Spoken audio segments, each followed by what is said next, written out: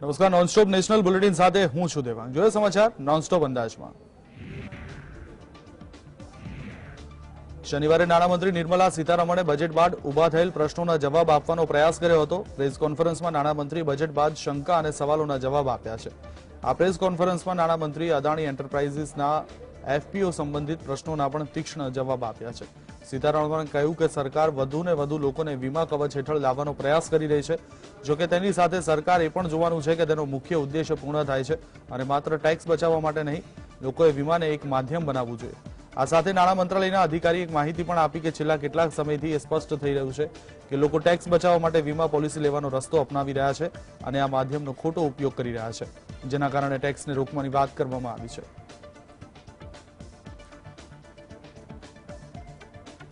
Yeah, but on both the questions, it will be the regulators who will do their job. You've had the Reserve Bank comment on it yesterday. And prior to that, not regulators, but the banks and the LIC have themselves come out to say what their level of exposure is. So the regulators will do their job. And regulators are independent of the government.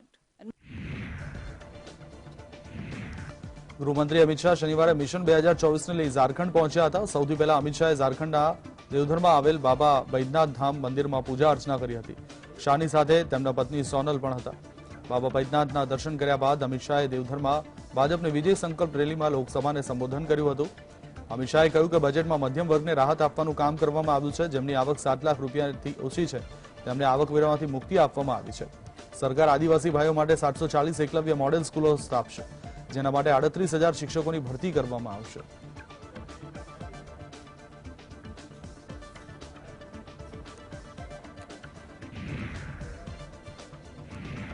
વડાપ્રધાન નરેન્દ્ર મોદી સોમવારે કર્ણાટકમાં તુમાકુરુ ખાતે Hindustan aeronautics લિમિટેડની helicopter factory રાષ્ટ્રને સમર્પિત કરશે।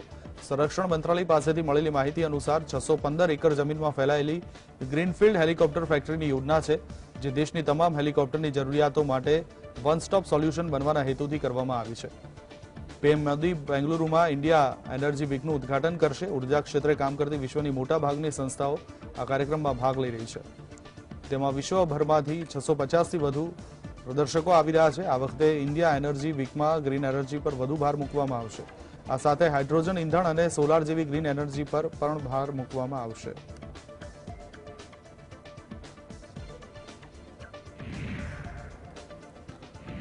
રાષ્ટ્રીય સુરક્ષા સલાહકાર અજીત ડોભાલે શનિવારે લંડનમાં તેમના યુકે સમકક્ષ ટીમ બેરો સાથે વાર્ષિક વ્યૂહાત્મક મામલે ચર્ચા કરી હતી। અજીત ડોભાલે પીએમ મોદી, કાશ્મીર મુદ્દો અને ખાલિસ્તાન ચળવળ પર નિશાન સાધતી બીબીસી ડોક્યુમેન્ટરી પર ચર્ચા કરી હતી। આ ઉપરાંત બેરો સાથે દ્વિપક્ષીય સંબંધોની સ્થિતિ, રશિયા યુક્રેન યુદ્ધ સાથેના વૈશ્વિક વ્યૂહાત્મક વાતાવરણ અને ઇન્ડો પેસિફિક પર નિખાલસ રીતે વાતચીત કરી હતી। એનએસએ અફઘાનિસ્તાન પાક ક્ષેત્રમાં આતંકવાદ અને મધ્ય પૂર્વની પરિસ્થિતિઓ પર ચર્ચા કરી હતી। જ્યારે ભારત અને યુકે આ વર્ષે મુક્ત વેપાર કરાર પર હસ્તાક્ષર કરવાની દિશામાં કામ કરી રહ્યા છે, ત્યારે આઈએમએફ અનુસાર ભારત વિશ્વમાં સૌથી ઝડપથી વિકસતું મોટું અર્થતંત્ર છે। એનએસએ ડોભાલ કાશ્મીર અને નાગરિકતા સુધારા કાયદા અંગે ભારતનો વિરોધ કરતા પાકિસ્તાની ઇસ્લામિક જૂથો સિવાય બ્રિટનથી કાર્યરત શીખ કટ્ટરવાદી જૂથોના સંદર્ભમાં યુકે સ્થિત હિંસક ઉગ્રવાદને ઉછેરશે તેવી અપેક્ષા છે।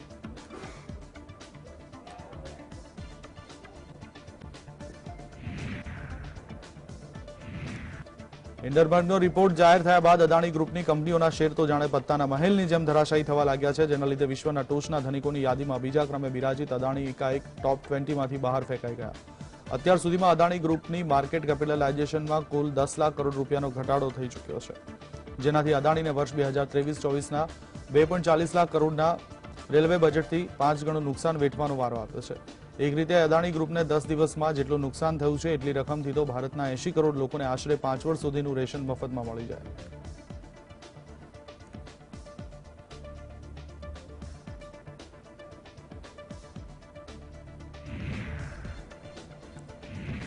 રાષ્ટ્રીય સ્વયંસેવક સંઘ અદાણી જૂથના બચાવમાં આવ્યો છે। સંઘના મુખપત્ર ઓર્ગેનાઇઝરે એક લેખમાં જણાવ્યું કે આ હુમલો ભારત વિરોધી જોર્જ સોરોસે બેંક ઓફ ઇંગ્લેન્ડ અને બેંક ઓફ થાઇલેન્ડ પર જે કર્યું અને તેમને બરબાદ કર્યા તેના જેવું છે।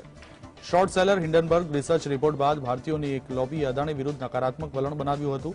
આ લોબીમાં ડાબેરી વિચારધારા સાથે સંકળાયેલી દેશની કેટલીક પ્રખ્યાત પ્રચાર વેબસાઇટ્સ અને અગ્રણી ડાબેરી નેતાની પત્રકાર પત્નીનો સમાવેશ થાય છે। અદાણી જૂથ પરનો આ હુમલો વાસ્તવમાં હિન્ડનબર્ગ રિસર્ચ રિપોર્ટ પછી 25 જાન્યુઆરીએ શરૂ થયો ન હતો, પરંતુ તેની શરૂઆત વર્ષ 2017માં ઓસ્ટ્રેલિયાથી થઈ હતી. ઓસ્ટ્રેલિયન એનજીઓએ ગૌતમ અદાણીને બદનામ કરવા માટે એક વેબસાઇટ શરૂ કરી હતી.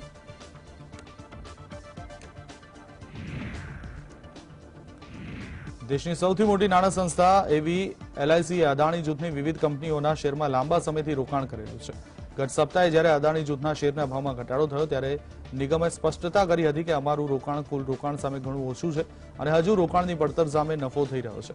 જોકે આ પછીના 3 સત્રમાં પણ અદાણી જૂથના શેરમાં ઘટાડો ચાલુ રહ્યો હોવાથી હવે એલઆઈસીને પણ ખોટ થઈ રહી છે. બજારના સૂત્રોના જણાવ્યા અનુસાર પાછલા વર્ષો દરમિયાન એલઆઈસીએ કરેલ શેરની ખરીદી તેના સરેરાશ પડતર ભાવ સામે આજે બંધ ભાવે નિગમને શેરના પોર્ટફોલિયોમાં હવે રૂપિયા 14,419 કરોડનું નુકસાન થઈ રહ્યું છે. અદાણી જૂથની કંપનીઓમાં એલઆઈસી અલગ અલગ સમયે તબક્કાવાર જે રોકાણ કર્યું તેનું મૂલ્ય રૂપિયા 51,321 કરોડ જેટલું આંકવામાં આવે છે. આ રોકાણની પડતર સામે શુક્રવારે બજાર બંધ રહી ત્યારે તેનું વર્તમાન મૂલ્ય રૂપિયા 36,902 કરોડ થઈ ગયું છે.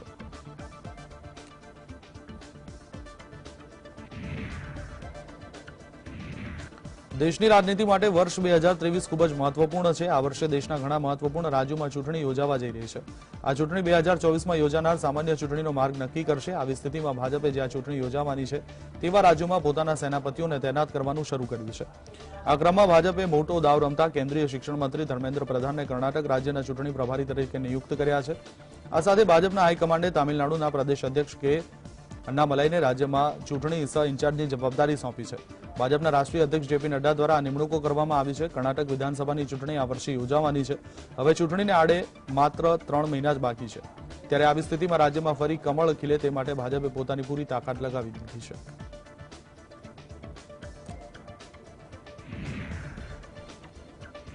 અસમમાં બાળ લગ્નનો દર સતત વધી રહ્યો છે. છેલ્લા 10 દિવસમાં બાળ લગ્નના સમગ્ર રાજ્યમાં 4,000 કેસ નોંધાયા છે.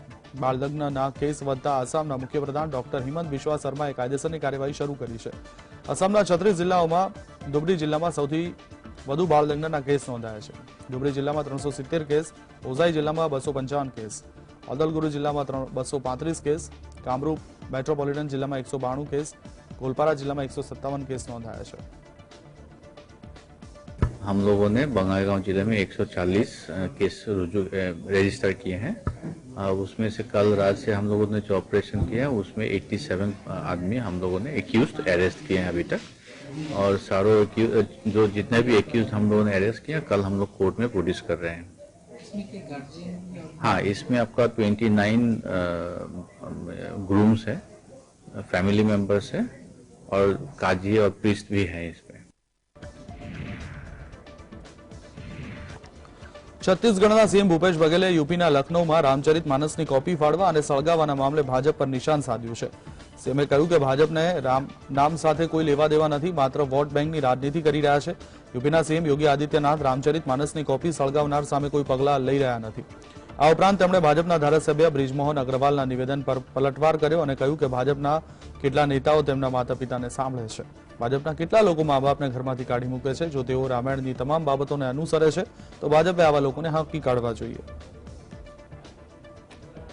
दर्शन है उसमें जो बातें शब्दशः मानने की जरूरत है उसको गुण विवेचना करके उसको स्वीकार करो, ये बात उन्होंने कही है. अब इसमें गलत क्या है? अब भाई रामायण में बहुत सारी बातें हैं, माता पिता की बात मानना चाहिए.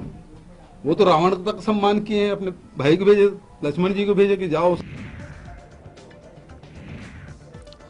જમ્મુ કાશ્મીરના ડોરા જિલ્લાના થાથરી વિસ્તારમાં ભૂસ્ખલનની ઘટનાએ સરકારથી લઈને સ્થાનિક પ્રશાસન સુધી ચિંતાની રેખાઓ ખેંચી છે. જે મકાનોમાં તિરાડો પડી હતી તેમાં રહેતા પરિવારોને સલામત સ્થળે ખસેડવામાં આવ્યા છે.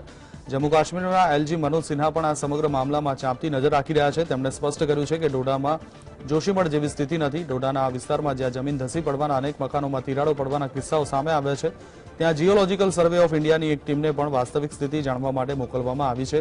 તે જ સમયે જિલ્લા વહીવટી તંત્ર પણ તેના સ્તરે સંપૂર્ણ રીતે તૈયાર દેખાઈ રહ્યું છે. जहां 19 भवनों की बात थी उनको खाली करा लिया गया, सुरक्षित स्थानों पर रख लिया गया है. मुझे लगता है कि कुछ ज्यादा हाइप क्रिएट करने की जरूरत नहीं है.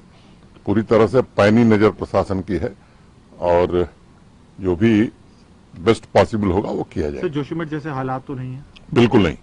के बियॉन्ड कोई नया क्रैक ज्यादा डेवलप नहीं हुआ और वही 19 घर और 2 स्ट्रक्चर्स उसके अलावा है। हम वॉच कर रहे हैं इनको। DSI की टीम काम कर रही है।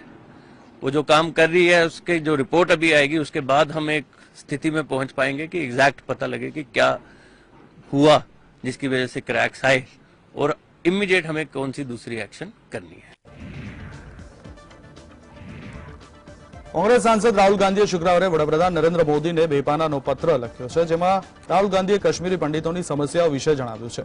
તેમણે લખ્યું કે જમ્મુ કાશ્મીરમાં ટાર્ગેટ કિલિંગની વચ્ચે કાશ્મીરી પંડિતોને ઘાટીમાં કામ કરવા માટે મજબૂર કરવામાં આવી રહ્યા છે, તેમજ લેફ્ટનન્ટ ગવર્નરજી દ્વારા તેમના માટે ભિખારી જેવા શબ્દનો ઉપયોગ બેજવાબદારી ભર્યો છે। તેમણે વડાપ્રધાનને કાશ્મીરી પંડિતોની ચિંતાઓને દૂર કરવા માટે યોગ્ય પગલાં ભરવાની અપીલ કરી હતી। રાહુલ ગાંધીની ભારત જોડો યાત્રા 30 જાન્યુઆરીએ જમ્મુ કાશ્મીરના શ્રીનગરમાં સમાપ્ત થઈ ગઈ। તમિલનાડુના કન્યાકુમારીથી 7 સપ્ટેમ્બરે શરૂ થયેલી આ યાત્રાએ લગભગ 3570 કિલોમીટરનું અંતર કાપ્યું છે। કુલ 146 દિવસની આ યાત્રામાં રાહુલે 14 રાજ્યની સરહદોને સ્પર્શી છે, જેમાં તમિલનાડુની કન્યાકુમારીથી લઈ કેરળ, આંધ્રપ્રદેશ, કર્ણાટક, તેલંગાણા, મહારાષ્ટ્ર, મધ્યપ્રદેશ, રાજસ્થાન, યુપી, દિલ્હી, હરિયાણા, પંજાબ અને જમ્મુ કાશ્મીરનો સમાવેશ થાય છે।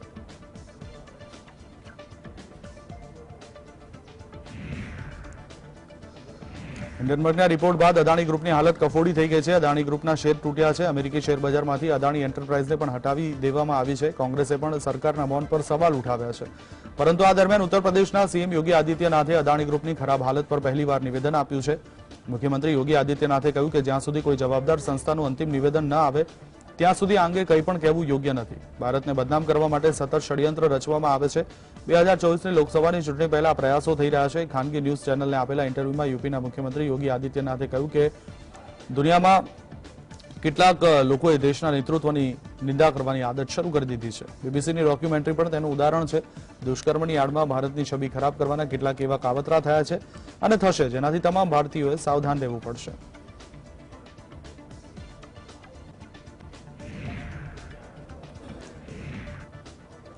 સીજેઆઈ ડીવાય ચંદ્રચૂડે ઓડિશાના 10 જુદા જુદા જિલ્લામાં વર્ચ્યુઅલી હાઈકોર્ટનું ઉદઘાટન કર્યું હતું। આ પ્રસંગે તેમણે જણાવ્યું કે પ્રતિભાને કોઈ ભૌગોલિક સીમાઓ નથી હોતી અને તેના પર મહાનગરોમાં રહેતા લોકોનો એકાધિકાર નથી।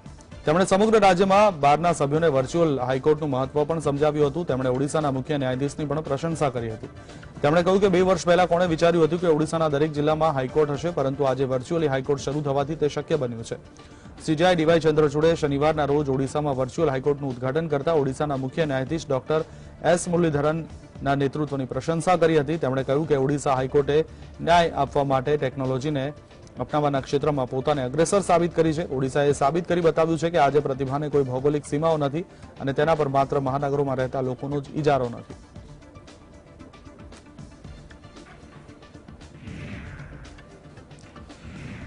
મુખ્યમંત્રી અરવિંદ કેજરીવાલે સામાન્ય બજેટને લઈને ફરી એકવાર કેન્દ્ર સરકાર પર નિશાન સાધ્યું છે। તેમણે ટ્વીટ કરી કહ્યું છે કે શું આપણા દેશમાં શિક્ષણ, સ્વાસ્થ્ય અને દિલ્હીના ફંડને કાપીને તાલિબાનને ફંડ આપવું યોગ્ય છે? લોકો તેનો જોરદાર વિરોધ કરી રહ્યા છે। આ સાથે કેજરીવાલે ન્યૂઝ એજન્સી ANIના રિપોર્ટને પણ ટેગ કર્યો છે। તાલિબાને ભારતના કેન્દ્રીય બજેટ 2023-24નું સ્વાગત કર્યું છે। તાલિબાનનું કહેવું છે કે અફઘાનિસ્તાનમાં ભારતની મદદની જાહેરાતથી બંને દેશો વચ્ચેના સંબંધો અને વિશ્વાસ સુધારવામાં મદદ મળશે। નાણાપ્રધાન નિર્મલા સીતારમણે કેન્દ્રીય બજેટમાં અફઘાનિસ્તાન માટે 25 મિલિયનના વિકાસ સહાય પેકેજની દરખાસ્ત કર્યા પછી તાલિબાનની ટિપ્પણી આવી છે। સમાચાર એજન્સી ANIના અહેવાલ મુજબ ભારતે અફઘાનિસ્તાનને વિકાસ સહાયમાં ₹200 કરોડનું વચન આપ્યું છે। તાલિબાન દ્વારા અફઘાનિસ્તાન પર કબજો મેળવ્યા બાદ ભારતીય સહાયનું આ બીજું વર્ષ છે।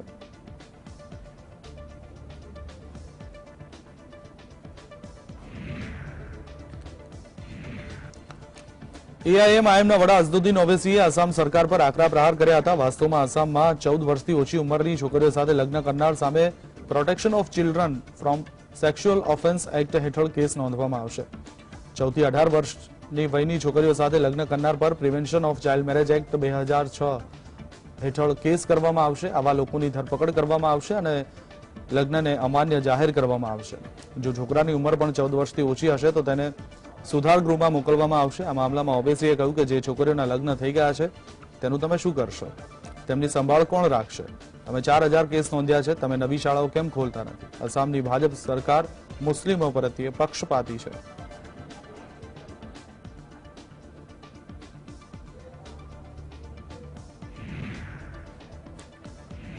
ભારતીય સૈન્ય ગત 5 વર્ષોમાં ગમે તે પડોશીને પડકારી શકે તે હદે મજબૂત થઈ છે। છેલ્લા 5 વર્ષોમાં ભારતે અમેરિકા, રશિયા, ફ્રાન્સ, ઇઝરાયલ અને સ્પેન જેવા દેશો પાસેથી 1.9 લાખ કરોડના શસ્ત્ર સરંજામની ખરીદી કરી છે. સૈન્ય ઉત્પાદનોની ખરીદીમાં હેલિકોપ્ટર, રોકેટ, બંદૂક, અસોલ્ટ રાઇફલ, વિમાન, રડાર, મિસાઇલ અને વિસ્ફોટક સામેલ છે. ડિફેન્સ રાજ્યમંત્રી અજય ભટ્ટે લોકસભામાં જણાવ્યું કે ભારતે 2017-2018માં સૈન્ય ઉપકરણો માટે 264 ડીલ પર હસ્તાક્ષર કર્યા હતા. તેમાંથી વિદેશી વેપારીઓ સાથે 88 ડીલ કરાઈ હતી. આપણે સૈન્ય ઉત્પાદનોની ખરીદી મામલે રશિયા અને બ્રિટનથી પણ આગળ છીએ. જોકે ચીનનું સંરક્ષણ બજેટ ભારત કરતા 4 ગણું અને અમેરિકા કરતા 10 ગણું છે. અજય ભટ્ટે કહ્યું કે સરકાર આત્મનિર્ભર ભારત અને મેક ઇન ઇન્ડિયા પર ધ્યાન આપી રહી છે.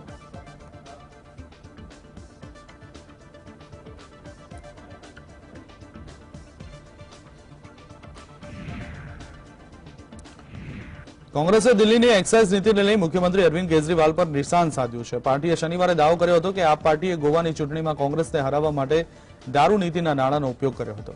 કોંગ્રેસ નેતા અજય માકને દાવો કર્યો કે દારૂ કૌભાંડમાં ઓછામાં ઓછા 100 કરોડ રૂપિયાની લાંચ લેવામાં આવી છે. આ પછી સીએમ અરવિંદ કેજરીવાલને બિઝનેસમેન સાથે વાત કરવા માટે બનાવવામાં આવ્યા હતા. ત્યારબાદ હોલસેલ ડીલરને કમિશન 5%થી વધારી 12% કરવામાં આવ્યું હતું. તેમાં શરત મૂકવામાં આવી હતી કે 6% આમ આદમી પાર્ટી અને કેજરીવાલને આપવામાં આવશે. તેમણે એવો પણ આક્ષેપ કર્યો હતો કે એક્સાઇઝ પોલિસીમાંથી મળેલ 100 કરોડ રૂપિયા ગોવાની ચૂંટણીમાં કોંગ્રેસ વિરુદ્ધ વાપરવામાં આવ્યા હતા. शराब का घोटाला क्या है, शराब का लिकर स्कैम क्या है? लिकर स्कैम सीधे सीधे अब ये एस्टैब्लिश हो गया है कि कम से कम 100 करोड़ की रिश्वत ली गई है, कम से कम 100 करोड़ की रिश्वत, और उसके अंदर फेस टाइम के ऊपर केजरीवाल से बिजनेसमैन से बात कराई गई, और बिजनेसमैन से बात कराने के बाद होलसेल डीलर्स को, जो प्राइवेट होलसेल डीलर्स हैं, उनको 12% कमीशन 5% से बढ़ाकर के 12% कमीशन ये करी गई, और उसके अंदर शर्त ये रखी गई कि 6% किकबैक आम आदमी पार्टी और केजरीवाल को दिया जाएगा.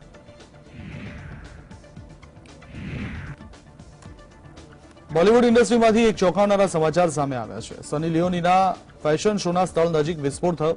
વિસ્ફોટ ખૂબ જ જોરદાર હતો. આ બ્લાસ્ટની માહિતી સેનાના એક અધિકારીએ શેર કરી છે. જોકે તેમાં કોઈ નુકસાનના સમાચાર નથી. આ મામલે અધિકારીના જણાવ્યા અનુસાર શનિવારે મણિપુરના ઇમ્ફાલમાં એક ફેશન શો ઇવેન્ટનું આયોજન કરવામાં આવ્યું હતું. આ કાર્યક્રમમાં અભિનેત્રી સની લિયોને હાજરી આપવાની હતી, પરંતુ સભા સ્થળથી થોડા અંતરે વિસ્ફોટ થતા આ કાર્યક્રમને રદ કરી દેવામાં આવ્યો છે.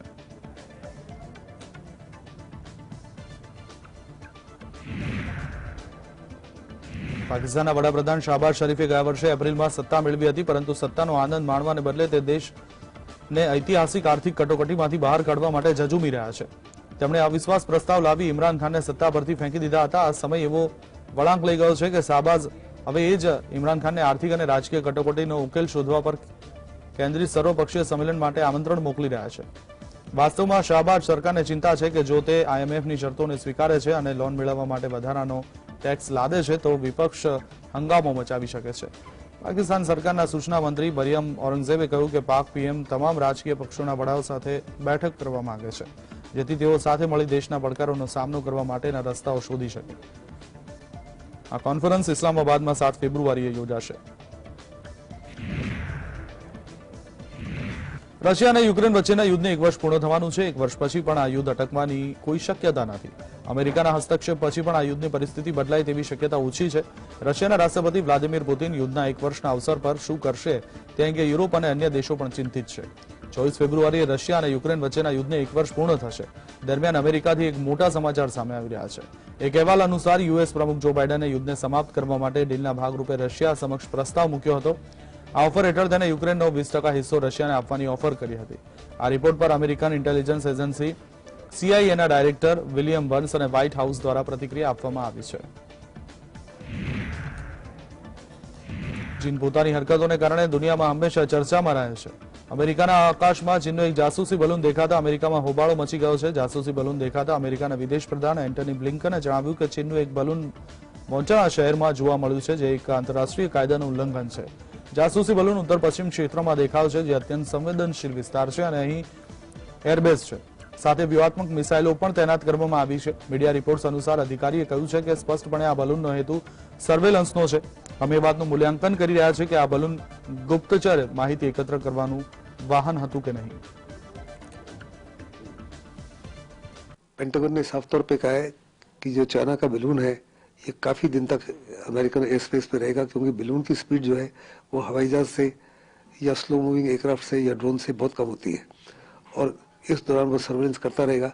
हम इसके ऊपर कड़ी नजर रखेंगे, और अगर हमको किसी समय ऐसा महसूस हुआ कि इससे खतरा हो सकता है तो बिल्कुल शूट डाउन भी कर देंगे।